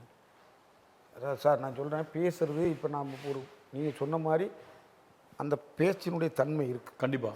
ஆர்எஸ் பாரதி மாதிரிலாம் நிறைய கேஸ் இருக்குது. ஆமாம், நாங்களே ஒரு தடவை போராட்டம் பண்ணோம். எப்போதுமே அவர் அப்படி தான் பேசுவார் அவர். ஆனால் அவரையும் கூட அரெஸ்ட் பண்ணதான் இதுவரைக்கும் தெரியல. இந்த கேஸ் மாநகராட்சி வழக்கு போவோம், நிறைய போது கடைசி நேரத்தில் அக்யூட்டில் ஆகிற மாதிரி இருந்ததுன்னா, கேஸு தண்டனை கொடுக்குற மாதிரி வந்ததுன்னா பொது மன்னிப்பு கேட்டுருவாங்க, கேட்டு மேட்டரை முடிச்சுப்பாங்க. நான் என்ன சொல்கிறேன், சிவி சண்முகம் மேலே அதே மாதிரி வழக்கு வந்துச்சு. சார் நான் சொல்கிறேன், ஒரு எதிர்க்கட்சி தலைவர் நாளைக்கு சட்டசபை கூடுது, பட்ஜெட் வாசிக்க போகிறோம், உனக்கு எதிர்ப்பாக நின்று நீ செஞ்ச நல்லது கெட்டதை சொல்கிறது. நீ நல்லது செஞ்சாலும் அவர் தான் சொல்லுவார், கெட்டது செஞ்சாலும் அவர் தான் சொல்லுவார். எதிரி இல்லாத வாழ்க்கையே நல்லா இருக்காது, எதிர்க்கட்சி இல்லாத சட்டமன்றம் நல்லா இருக்காது. ஆமாம், எதிர்க்கட்சி இருந்தால் தானே இங்கே சட்டமன்றம். எதிர்க்கட்சியெல்லாம் கேள்வி கேட்கவே ஆள் இல்லைன்னா நம்ம இஷ்டத்துக்கு தானே இருப்போம். நம்மளை எதிர்க்கவே ஆள் இல்லைன்னா யார் மேலே பயம் இருக்கும் நமக்கு? அப்படி வரக்கூடாதுங்கிறது தான். சினிமாலேயே ஒரு வில்லன் இருந்தால் தானே சார் அந்த மாதிரிலாம் வரக்கூடாதுன்னா தமிழ்நாடு மக்கள் ரொம்ப தெளிவாக கொடுத்துருக்காங்க. நீங்களும் ரொம்ப தைரியமாக கம்ப விட முடியாது, எவனாவது ஒரு பக்கம் தட்டி விட்டால் விட்டுருவோம். சார் அதே நேரத்தில் நீங்கள் சொல்லும் போது இது வரைக்கும் இந்த 60 ஆண்டு கால சட்டமன்றத்தில் பார்த்தீங்கன்னா திமுக அதிமுக, அதாவது திமுக வந்து அதிமுக உருவாகிறதுக்கு முன்பு வரைக்கும் திமுக காங்கிரஸ் தான் எதிர்கட்சி. அதிமுக உருவானதுக்கு அப்புறம் எதிர்கட்சி அந்தஸ்தை காங்கிரஸ் இழந்தது. அதிமுக திமுக திமுக அதிமுக இப்படி தான் வந்துக்கிட்டே இருந்துச்சு. முதல் முறையாக இப்போ சட்டமன்றத்தில் 2 பேரும் ஒரே பக்கமாக உட்காந்துருக்காங்க. இது வரைக்கும் எதிர்க்க தான் இருந்தாங்க. அதுக்கு காரணம் தாவேகா ஒரு 108 இடங்கள் வெற்றி பெற்று ஆட்சி அமைச்சிருக்காங்க. அதனால் திமுக எதிர்கட்சியாகவும் அதிமுக எதிர்கட்சி இல்லை, அடுத்த இடத்துலையும் உட்காந்துருக்காங்க. இது வந்து இது வரைக்கும் பார்க்காத ஒரு பார்வை, நடக்காத ஒரு விஷயம் நடந்திருக்கு. அதிமுகவுடைய செயல்பாடு எப்படி இருக்குது? இப்போ நாங்கள் இதை ஆரம்பத்திலே சொன்னோம் சார். எடப்பாடியார் முதலமைச்சர் இருந்து அந்த எலெக்ஷன் வரும்போது அவருக்கு பிஏ இருக்கிறது இன்னும் கொஞ்சம் நெருங்கிய வருங்களேன். அவருக்கு ஒரு செய்தியே சொல்கிறோம், தமிழ்நாட்டில் நீங்கள் திருப்பி ஜெயிக்கணும்னா 2 கட்டளை அது வேண்டுகோள் தான். ஒன்று, பிஜேபி கூட கூட்டணி இருக்கக்கூடாது தமிழ்நாட்டை பொறுத்த வரைக்கும். 2வது, டிஎன்பி தமிழ்நாடு நுழைவுத் தேர்வில் 1940 பிற மாநிலத்தோடு 1947 முன் குடியேறிய எல்லா திபெத்தன மக்களும் பங்கு கொள்ளலான்னு சொன்ன போட்ட சட்டத்தை வாபஸ் வாங்க நீங்கள் ஜெயிப்பீன்னு சொன்னோம். அன்னைக்கு செஞ்சிருந்தா திமுக அழிஞ்சிருக்கும், இன்னைக்கு அதிமுக அழிய போகுது. அவங்க தலையில் அவங்களாம் மண்ணெளி போட்டுக்கிட்டாங்க, செய்யல. ஆனால் அவங்க பிஜேபியுடைய கூட்டணி இல்லாமல் தானே சார் பாராளுமன்ற தேர்தல் சந்திச்சாங்க, 3வது இடத்துக்கு போயிட்டாங்க சார். இப்போ நான் என்ன சொல்கிறேன், இதே டிஎம்கே இந்த சட்டசபைகளில் வெறும் 3 எம்எல்ஏ இருந்தாங்க, உங்களுக்கு ஞாபகம் இருக்கா? ஒரு எம்எல்ஏ கூட இருந்திருக்காங்க. பருத்தியில் மட்டும் இருந்தார் 91. சரி, அது எனக்கு தெரிஞ்சு 3 எம்எல்ஏ இருந்தாங்க. ஒன்று கலைஞர் சேப்பாக்கத்தை, தோத்ததை ஜெயிச்சதை அறிவிச்சாங்க அவர் எம்ஜிஆர். அது சும்மாலாம் நம்ம சொல்லக்கூடாது. அடுத்தாப்புல எங்கள் தொகுதி, என்னுடைய சொந்த தொகுதி விளாத்திக்குளம், குமரகுரு ராமநாதன் ஒருத்தர் ஜெயிச்சார். கடலாடி தொகுதி பிறவநாதன். இந்த 3 எம்எல்ஏ. அந்த கட்சி அழியலையே சார், கட்டுக்கோப்பாக கொண்டு வந்து ஆளுங்கட்சிக்கு வந்தாங்களா சார்? 3 எம்எல்ஏ, ஒரு எம்எல்ஏ 91 ராஜீவ்காந்தி இறந்த அலையில் கலைஞர் மட்டும்தான் ஜெயிச்சாரு. பருதிமலை மட்டும் ஜெயிச்சார். 2 பேர் ஜெயிச்சாங்க. கலைஞர் அவர்கள் வந்து பதவியை இது பண்ணிட்டாங்க. ஒரே எம்எல்ஏவோட உட்கார்ந்தாரு, அத்தனை பேரையும் ஆண்டாரு அவர். பருதியில் சார் அதில் ஒரு பேர் உண்டு, 96ல் ஆட்சி பிடிக்கிறாரு. அதான் சார், அதில் ஒரு பேர் உண்டு சார். ரகுமான் கான், சுப்பு, அந்த இவங்க 3 பேரும் எந்திரிச்சாங்கன்னா சட்டசபையில் இடி மின்னல் மலைன்னு சொல்லி பேர் வச்சுருந்தாங்க சார். ஆமாம், அந்த அளவுக்கு அவங்க பேசினவங்க. பேச்சு திறமையில் திமுகவில் குறை சொல்ல முடியாது. பேச்சு வளர்ந்த கட்சி, பேசி வளர்ந்த கட்சி உண்மைதான். ஆனால் என்னென்னா இவங்க வரட்டும், நம்ம வந்து புதுசாக மாற்றம் வரணும் வேண்டாம்னு சொல்ல. நீங்கள் மாற்றம், நான் என்ன சொல்கிறேன் சார், ஒரு நாட்டினுடைய ஒரு முக்கிய பொறுப்புக்கு வரும்போது நீங்கள் சொல்கிற வார்த்தைகள் அனைவரும் ரொம்ப கணுவாக கவனிப்பாங்க. இதில் நீங்கள் பண்ண ஒரு பெரிய தப்பு, அவர் 1000 ரூபா 2000 ரூபான்னாரு, நீங்கள் 2500 ரூபா நீ ரைட், இது கொடுக்க முடியாது, நாங்கள் அன்றைக்கே சொல்லிட்டோம். சிலிண்டரு இது வரைக்கும் மானியம் தான் கொடுத்துருக்காங்க. நீ ஒரு வீட்டுக்கு 6 சிலிண்டர்னா எனக்குலாம் 1 வருஷத்துக்கு வரும். அப்போது இதை எப்படி நீங்கள் கொண்டு செல்ல முடியும்? கஜானா காலி தெரிஞ்சுதான் நீங்கள் அறிவிக்கிறீங்க, தெரிஞ்சுதான் நீங்கள் சொல்றீங்க. வெள்ளை அறிக்கை வெளியிட்டிய 100 நாளில் 21 கோடி கடன் வாங்கியாச்சு. சரி சார், நீங்கள் வெள்ளை அறிக்கை வெளியிட்டிய, வெள்ளை அறிக்கையில் திமுக மேலே என்ன தப்பு கண்டுபிடிச்சிய? எந்த தப்பு இல்லை, அப்படி தானே சொல்லி போயிட்டியா? ஆமாம், நாங்கள் சொல்லல சார், உங்கள் வயலாம் சொல்லியா? சட்டசபையில் வெள்ளை அறிக்கை வச்சுட்டு எல்லாம் சரியாக தான் இருக்கு. அப்புறம் எதுக்கு அதுக்கு வெள்ளை அறிவிக்க? இல்லாமல் திமுக கொடுத்த திட்டங்கள் அப்படியே பேர்கள் மாற்றப்பட்டு தொடர்ந்துக்கிட்டு தான் இருக்கு. அது 1000 ரூபா கொடுத்துட்டு தான் இருக்காங்க. அது நான் சொல்கிறேன் சார், அது வந்து எல்லா கட்சி, அது நான் வந்து அதை ஒரு இதாகவே சொல்ல பொருளால் அவங்க கட்சிக்காரங்க சொல்லிக்கிட வேண்டியதான். இப்போ என்ன சொல்லணும்னா, எந்த கட்சியும் இருக்கட்டுமே, திமுக வரும்போது கலைஞர் மேலேயே போயிருவீங்க, அதிமுக வந்தால் எம்ஜிஆர் மேலே போயிருவீங்க. இவ்வளோதான் உங்கள் வேலை. இதுக்கு முன்னாடி இருந்த முதலமைச்சர்களே யாரும் இல்லையா? ஏன் அவங்க மேலே நீங்கள் அந்த பேர் வைக்க மாட்டேங்கிறீங்க? அப்படி வச்சா இந்த நிலைமை வராது. கலைஞர் மகளிர் உதவித்தொகை ஏன் தமிழ்நாடு அரசு மகளிர் உதவித்தொகை அது யார் செய்யணும்னு தெரியணும் இல்லையா மக்களுக்கு? என்ன சார் கவர்மெண்ட்டாக இருக்கிறது யார்? அவ்வளவுக்கா சார் விவரம் இல்லாத மக்களாக இருக்காங்க. நினைப்பு அப்படி இல்லை சார்.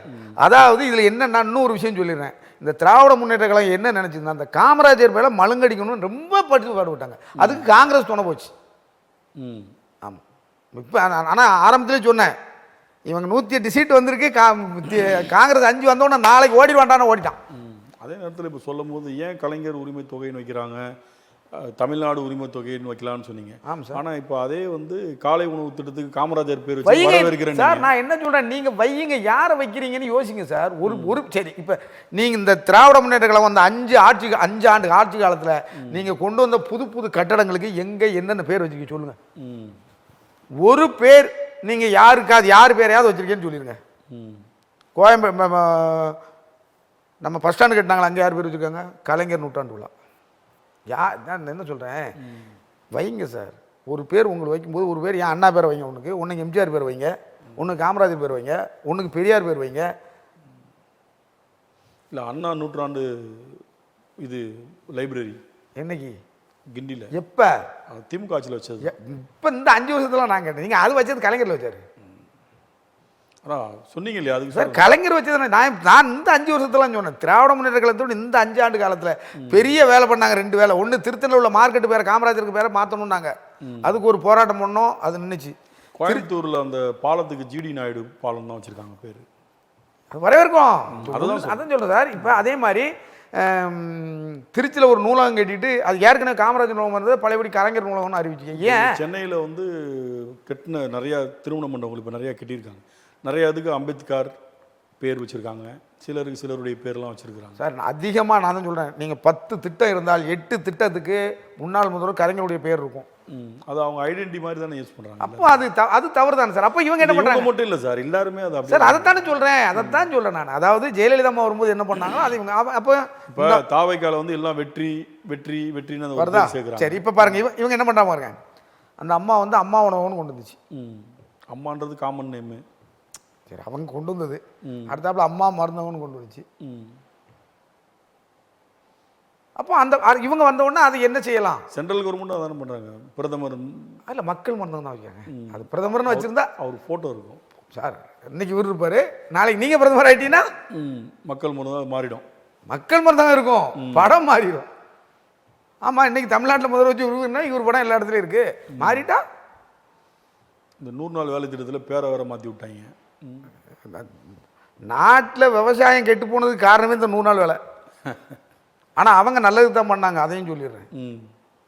தமிழ்நாட்டு ஜனங்களுடைய குறைய யாருமே சொல்ல மாட்டேங்காங்க. ஏன்னா நாங்கள் ஓட்டு வாங்கணுங்கிறதுல ஒன்றும் இல்லை. நான் இன்னைக்கும் சொல்லுவேன், தமிழ்நாட்டில் இருக்கிற அந்த முதியோர்கள் முடியாதவங்களுக்காக அதை ஒரு ஓய்வூதிய திட்டம் மாதிரி கொண்டு வந்தாங்க.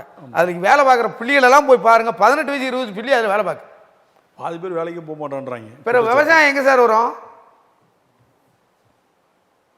நீங்கள் அந்த வேலையை ஒழுங்காக கண்டினியூ பண்ணுங்க, அதையும் கண்டினியூ பண்ண மாட்டாங்க. அதுக்கு கூட சண்டை போட்டேன், அது ஒரு போலீஸில் கேஸ் ஆச்சு. அதே நேரத்தில் இந்த டாஸ்மாக் இதெல்லாம் வந்து மிகைப்படுத்தி இன்னும் இம்ப்ளிமெண்ட் பண்ணி நல்ல சரக்குலாம் கிடைக்கிறது அப்படின்னு சொல்கிறாங்க. 23 புது சரக்கு கொண்டு வந்து விற்க போகிறதாலாம் சொல்கிறாங்க. அப்படி இருக்கும்போது காமராஜரை கொள்கை தலைவராக வச்சுருக்கிறவங்க வந்து ஏன் இந்த கல் பனங்கல் இந்த இறக்குறாங்க இல்லையா, அதெல்லாம் வந்து பண்ணக்கூடாது, உத்தரவு போடக்கூடாது சார். எந்த ஆட்சி வந்தாலும் போடாது, இவங்க சொல்லிக்கிட்டே இருக்காங்க. எங்கள் ஆளுக்கு குதிச்சுக்கிட்டே இருக்கான். கல் வந்து காமனாக சொல்லிடுறேன். அதுக்கு பின்னால் காமராஜர் முன்னே எத்தனை முதலமைச்சர் இருந்தாலும் அந்த முதலமைச்சர் பேரை அடிக்க முடியுதா? முடியாது. அவர் நீங்கள் என்ன திட்டம் போட்டாலும் அந்த திட்டத்துக்கு அவர் விலை போட்டு வச்சுருக்காரு. அதான உண்மை. ஆமாம், அது மாதிரி. ஆனால் எங்களுக்கு இப்போ அவர் பண்ணதான் ஒரு தப்பு. அந்த கல் அவர் தானே இறக்கூடாது. போதையில்லா உலகம்னு கொண்டு வந்ததுனால தானே எங்களுக்கு அந்த நிலைமை. இல்லை, அவர் 2 விதமாக அதை பார்த்தாரு. ஏன் இந்த சமூகம் ஒரு சமூகம் வந்து இதுலேயே போயிடுச்சு, படிக்கலை, அப்போ இதை நிறுத்தினா இவங்கெல்லாம் போய் படிப்பாங்க. ஆனால் அது மாதிரி ஆயிடுச்சு சார். அந்த அவர் நினைச்ச மாற்றம் உருவாயிட்டு. அதுதான் அதில் என்னன்னா சார், மற்றவங்களாம் நினைக்கிறாங்கன்னா காமராஜர் வந்து நாடார்களுடைய குலத்தொழில் வந்து கல் இறக்குறது அதை வந்து தடுத்துட்டாருன்னு நினைக்கிறாங்க. பட் அவர் என்ன யோசிச்சாருன்னா, அதை நிறுத்தினா நம்ம ஆளுங்க படிப்பாங்க. தெரியாத நாடகமாக நிறைய பேர் சொல்கிறாங்க சார். நமக்கு என்ன பண்ணார் காமராஜர், நமக்கு என்ன பண்ணார்? உனக்கு சுயமரியாதைங்கிறது ஒன்றை உனக்கு வளர்த்து விட்டதே அந்த ஆள் தாண்டா. நீ எவங்கிட்டே அடிமை தொழில் பண்ணாத. உன் கையில் திராசு இருக்குது, நீ திராசை பிடிச்சி யாருக்கும் அடிமை ஒரு அடிமைத்தனத்தை விலக்கரிக்கிறதுக்கு எவ்வளவு பண்ணணுமோ அவ்வளோ பண்ணார். உனக்கு வேறு என்ன பண்ணணும்? அவர் முதலமைச்சர் ஆனவுடனே ஒரே ஒரு விஷயம் சொன்னார். என் பக்கத்தில் நாடாரையும் வச்சுருக்க மாட்டேன், ஐயரையும் வச்சுருக்க மாட்டேன்னாரு. அப்போ நிருபர்களுக்கு ஏன் அப்படி சொல்லிங்கன்னா, நாடாகுமாரும் சும்மா இருக்க மாட்டான், அவ்வளோ பேரையும் கொண்டு வந்துடும், ஐயனும் சும்மா இருக்க மாட்டான், அவ்வளோ பேரும் கொண்டு வந்து, அதனால இவன் 2 பேரையும் வச்சுக்க மாட்டான். அந்த 9 ஆண்டு காலம் அவர் யாரையும் வைத்து கொண்டதே இல்லையே. அதன் உண்மைதான். ஒரு நேர்மையான முதல்வராக செயல்பட்டார். நீங்கள் எத்தனை முதலமைச்சர் வந்துருங்க, அப்படி ஒரு வேற லெவல் முதல்வர்கள்லாம் நம்ம பார்த்துருக்கோம் இல்லையா? ஆமாம். கொள்கை தலைவராக காமராஜர் வச்சுருக்காங்க, அம்பேத்கர் அவர்களை வச்சுருக்கிறாங்க, பெரியாரை வச்சுருக்காங்க, 2 பெண்மணிகள் சுதந்திரத்துக்காக போராடின அவங்க 2 பேரை வச்சுருக்காங்க. இவ்வளோ 5 பேரும் ஒரு டாப் லீடர் தமிழ்நாட்டுக்கு. இந்திய அளவில் போற்றப்படக்கூடிய தெரிந்த அறிந்த ஒரு நேர்மையான லீடர்ஸ்ன்னு சொல்லலாம். இவங்கள வச்சுட்டு தாவேகா வந்து இந்த கட்சியை ஆரம்பித்து 2 ஆண்டுகளில் ஆட்சியை பிடிச்சிருக்காங்க. அந்த தலைவர்களுடைய கொள்கை வழிபடி இவங்க நடக்கிறாங்களா இப்போ? சார், அதை தான் நான் சொன்னேன். அந்த அந்த தலைவர்கள் இல்லாமல் தமிழ்நாட்டை பொறுத்த வரைக்கும் எந்த அரசியல் கட்சியாக இருக்கட்டும், நீங்கள் இன்னும் எத்தனை அரசியல் கட்சி வரட்டும், காங்கிரஸ்னு வந்தால் காமராஜர் வச்சுருப்பாங்க, அவர் ஒரு ஆள் போதுங்கிறதுல வந்துடுவாங்க. இவர் என்னமோ சொன்னார, தெய்வீகமும் அது முத்துராமலிங்க தேவரா சொன்னது தானே இவர் சொல்லி வச்சார்.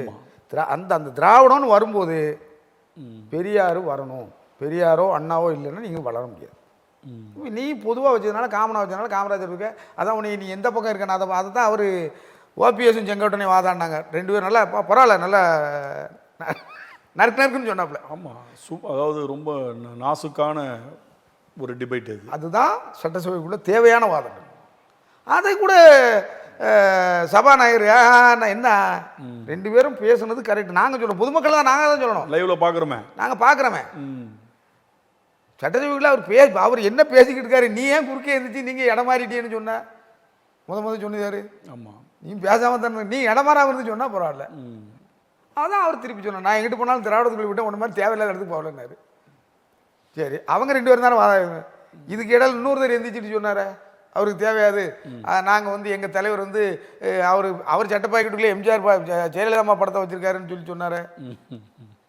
அது உங்களுக்கு தேவையா? சட்டசபைக்குள்ளே என்ன தேவையில்லாம அவங்க வளர்ந்துன்னு கொட்டை போட்ட ஆளுக்கு இன்னைக்கு போய் உள்ளே உட்காந்துக்கிட்டு அவங்களுக்கு பதில் பேச முடியுமா? நீங்கள் வாய்ப்பு இல்லை. பழகணும், ஒருத்தர் என்ன பேசுகிறாருன்னு கேட்கணும். என்றைக்குமே இன்றைக்கி கேள்வி கேட்டால் நாளைக்கு தானே பதில் சொல்கிறாங்கன்னு ஒரு குற்றச்சாட்டு இருக்கு. என்ன சொல்லு சார், அது அனுபவம், அதெல்லாம் நம்ம தப்பாக சொல்லக்கூடாது சார். அதே மாதிரி இருங்கன்ற சில விஷயங்களை நீங்கள் எந்திரிச்சு உடனே முந்திரி கொட்ட மாதிரி பதில் சொல்றீங்க. யாரோ பேசிக்கிட்டு இருக்காங்க. இப்போ செங்கோட்டையன் அவரும் ஒரே இடத்துல இருந்தவங்க தானே? ஆமாம், 2 பேரும் அதிமுகவில் இருந்தாங்க. ஆனால் மொத்தத்தில் 2 பேரும் திமுகவில் தான் போனவங்க. அப்படி பார்த்தா அப்போ அவர் என்ன சொல்கிறார், நான் தாய் கழகத்துக்கு வந்துட்டேன், நான் உடனே மாதிரி வேறு இடத்துக்கு போகல. இது அவங்க 2 பேருக்குள்ளே தீர்க்க வேண்டிய பிரச்சனையை வேற ஒரு ஆள் எந்திரிச்சு சொல்லி பிறகு அதுக்கு அவர் பதில் சொல்லி பாக்கெட்டில் படம் வச்சா மட்டும் போதுமா, நாங்கள் நெஞ்சில் வச்சுக்கோங்காரு. இப்போ நான் என்ன கேட்குறேன், செங்கோட்டையை சாருக்கே கேட்குறேன், நீங்கள் அந்த அம்மாவை நெஞ்சில் வச்சுருந்தீங்கன்னா நீங்கள் என்ன பண்ணியிருக்கணும்? அதிமுக விட்டு வெளியே வந்துடக்கூடாது. ஆமாம், நீங்கள் பச்சை துரோகங்களை பண்ணியிருக்கீங்க அதிமுகவுக்கு. அதிமுக அழிவை நோக்கி போகிறதுக்கு முதல் காரணம் நீங்கள். எங்கே வேணாலும் பேசுவோம், வர சொல்லுங்க. செங்கோட்டையினால தான் அதிமுக அழியுது. ஆமாம், இப்போ இருக்கிற வேலுமணி, சிவி சண்முகம் சார் ஆரம்ப புள்ளியாரு, ஆரம்ப புள்ளியார். அவரை நீக்கினாங்கல்ல, அதனால தானே போனார். செங்கோட்டை என்ன பண்ணாரு, ஏன் நீக்கிறாங்க? டிடிவி கூட பேசினாரு, நீக்கினாங்க. அதெல்லாம் கிடையாது, அதே டிடிவியோட இவங்க கூட்டணி வச்சுக்கிட்டாங்கல்ல. டிடிவியோட பேசினாங்கலாம் நிற்கல. அப்போவே இது கட்சி உடையிறதுக்கு சார் இவ்வளவுக்கும் காரணம் பிஜேபி. அதிமுகவை ஓச்சிட்டு 2வது இடத்துக்கு வரணும்னு நினச்சா அவன் தனித்திலையும் ஒரு இடத்துக்கு வர முடியாது தமிழ்நாட்டை பொறுத்த வரைக்கும். டக்குன்னு அண்ணாமலை உடச்சி தனியாக வந்துட்டார். இப்போ அது அவருக்கு பிறகு அவ்வளோதானே அவங்க மரியாதை. அவரை அதாவது இது வந்து எப்படின்னா எடப்பாடிக்கு இவருக்கும் போட்டதில் எடப்பாடி கரெக்டாக உள்ள இடத்த பார்த்து தட்டி விட்டார். அதில் எடப்பாடியை பாராட்டணும். ஆனால் இப்போவும் சொல்கிறேன், இன்னைக்கு இருக்கிற அந்த வேலுமணி கீழ்மணி எல்லாவனையும் தூக்கி தூர போட்ட மாதிரி போட்டுட்டு கட்சி கொள்கையோடு வளர்த்து வந்தார்கள் என்றால் அதிமுக வளரும். அதிமுக இனியும் வளரும் நினைக்கிறீங்க சார்? நான் என்ன சொன்னேன், அதான் சொன்னேன், 3 எம்எல்ஏ இருந்த திமுக வளர்ந்தது சார்.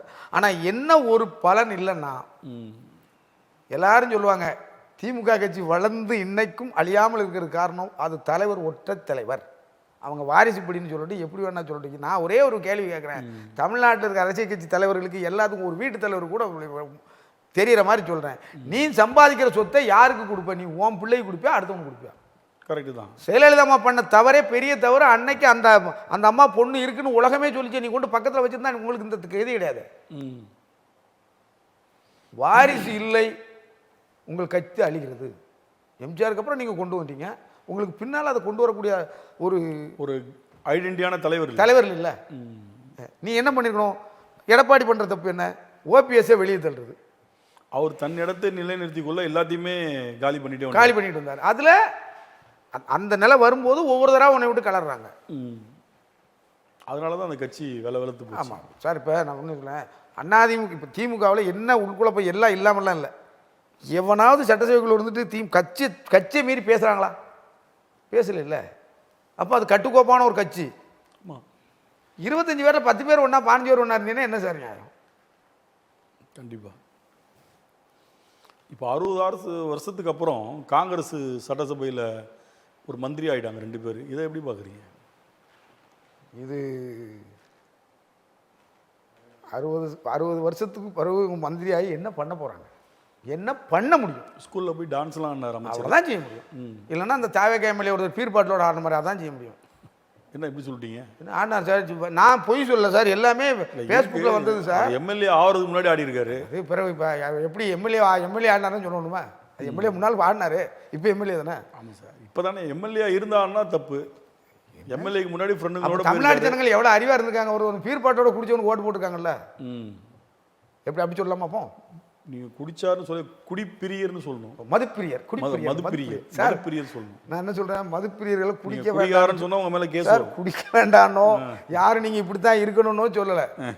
இலைமறை காய்மறைன்னு எதுக்கு சார் சொன்னாங்க? பெரிய ஆட்கள் ஒவ்வொரு விஷயத்தையும் ஒன்றா சொல்லி வச்சுருக்காங்க சார். கண்டிப்பாக நீங்கள் செய்ய வேண்டிய வேலையை உங்கள் வீட்டுக்குள்ளே செஞ்சால் யார் இது எவ்வளவு பட்டவர்த்தத்தை நம்ம தெரியுது. நான் ஒரு வேளை இந்த வட்டம் ஜெயிச்சு சட்டசபைகளை பிரிந்தேன்னா நீங்கள் பீர்பாட்டிலோட ஆடின எம்எல்ஏ தானே கேட்டிருப்பேன். கேட்டிருப்பீங்க, ராமபாண்டியன் வந்து உள்ளே போய் கேட்டிருப்பேன். கேட்டிருப்பாரு. கண்டிப்பாக கேட்கக்கூடிய ஆள் தான் நீங்கள். சார் ஆட்சி அமைக்கிறாங்க, நீங்கள் கேட்டக்கூடாதுன்னு தான் உங்களை சட்டசபைக்கு அனுப்பல. இல்லை நான் ஒரே வார்த்தை சொல்லிட்டேன் சார். எங்கள் கட்சியில் இப்பயும் சொல்கிறேன் சார், எங்கள் கட்சி ஆளுங்கட்சியாக அரையணை ஏறினாலும் நான் ஒரு எம்எல்ஏவாக கூட இருக்க மாட்டேன். இது நான் வந்து அந்த வகையில் பெரியாரை பின்பற்றுவேன். நான் இருப்பேன், எனக்கு பதவியெல்லாம் வேணாம். என்ன தப்பு எவன் நீ தப்புன்னு கேட்பேன். அன்னைக்கே சொல்லிட்டா சார் பெரியார், நீ எப்போ போய் ஓட்டுக்கு இப்படி கை நீட்டியோ அடுத்தாப்புல அவன் கேட்கறது நீ கொடுக்க தான் செய்யணும். கண்டிப்பாக. ஒன்று.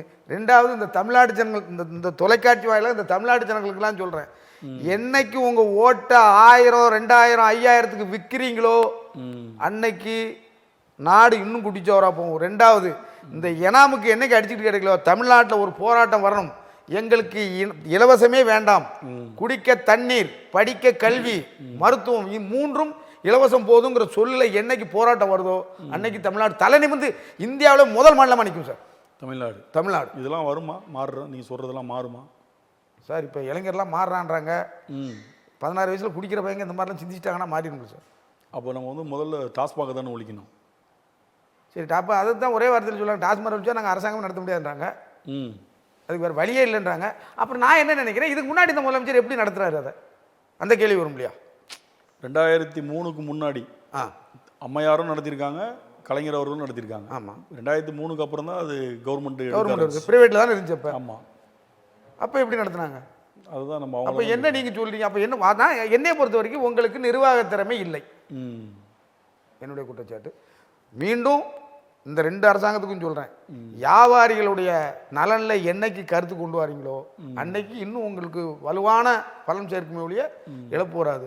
எனக்கு ஒரே ஒரு விஷயம், ஒரு 10 ரூபாய்க்கு என்கிட்ட வந்து ஒரு தேங்காய் பத்தை வாங்குற பொம்பளையாள்கிட்ட நான் அப்படி தேங்காயை கீறிக்கிட்டே கேட்கலாமா எந்த கட்சிக்கு ஓட்டு போட போகிறேன்னு. அவங்க யார்கிட்ட சொல்கிறாங்களோ இல்லையா எங்கிட்ட சொல்லுவாங்க. ஆமாம். அப்போ நான் சொல்லுவேன், ஒரு வேளை திருப்பி இப்படி கேட்பாங்க, ஆனால் யாருக்கு ஓட்டு போடலாம் நீ சொல்லலைன்னா, உன் மனச்சாட்சிக்கு நல்லவங்க யாருன்னு தெரியுது அவங்களுக்கு ஓட்டு போடுமான்னு சொல்லுவோம். மனசாட்சிக்கு நல்லவங்க யாருமே தெரிலன்ட்டாங்கன்னா நோட்டாக்கு போட்டு அதுக்கு தான் ஒன்று வச்சுருக்கேன், போடுங்க. ஒரு வட்டமாவது நானும் போட்டு பார்க்க சார். ரோட்டாவில் போட்டு பார்க்க ஒரு வட்டமாக அந்த தேர்தல் செல்லாதுன்னு சொல்லுவானா சொல்ல மாட்டேங்கிறேன். அவ்வளோ ஊருக்கு போட மாட்டேங்காங்க. 1000 கொடுக்கான், 5000 கொடுக்கான். என்ன சார் அநியாயம்? 4 ஓட்டு இருந்தால் 8000 ரூபா வீட்டுக்கு வருதுங்க. வீட்டில் நம்ம ஒன்று சொன்னால் வீட்டில் புருஷன் பொண்டாட்டிக்குள்ள தாராள் வருது. 2000 நோட்டு வந்தப்போ ஈஸியாக இருந்துச்சு எல்லாத்துக்கும் கொடுக்குறதுக்கு. எத்தனை பேர்? 10 பேர் இருந்தால் 20000. டூருக்கு காசை வாங்கிட்டு ஓட்டு போடாமல் டூருக்கு போனவங்களாம் இருக்காங்க. ஆமாம். ஐயோ என்ன 15 ஓட்டு 30000 ரூபா கொடுத்து ஆலையை காணும், டூர் போயிட்டாங்க எலெக்ஷனுக்கு லீவ் வந்துச்சுன்னு சொல்லி. அந்த மாதிரி என்னைக்கு தன்னுடைய ஒரு ஓட்டு தான் நீ 5 வருஷத்துக்கு ஒரு முறை போடுற உன்னுடைய ஓட்டு உன் தலையெழுத்து நினைக்கும். நான் தான் சொல்லலை, எனாம்னு சொல்லி இந்த நாட்டை முதலில் கெடுத்தவர் பேரறிஞர் அண்ணா. எனாம்னு சொல்லி. ஆமாம். காமராஜர் தோக்கரடிக்கிறதுக்கு ரூபாய்க்கு திருவிடி அரிசி போடுவோன்னு சொன்னவர் அவர் தானே. நாடு கெட்டு போகிறதுக்கு இந்த சண்டை தான் எங்கள் வீட்டில் எங்கள் அப்பாவுக்கு எனக்கும் அடிக்கடி வரும். எங்கள் அப்பா பெரிய தீவிரவாதி திமுகவில். நான் என்ன அது எனக்கு காலங்கள் கடந்து தெரிஞ்சது. ஏன்னா டிவி பெட்டி இதெல்லாம் கொடுக்குறாங்களே, இதனால யாருக்கு லாபம்?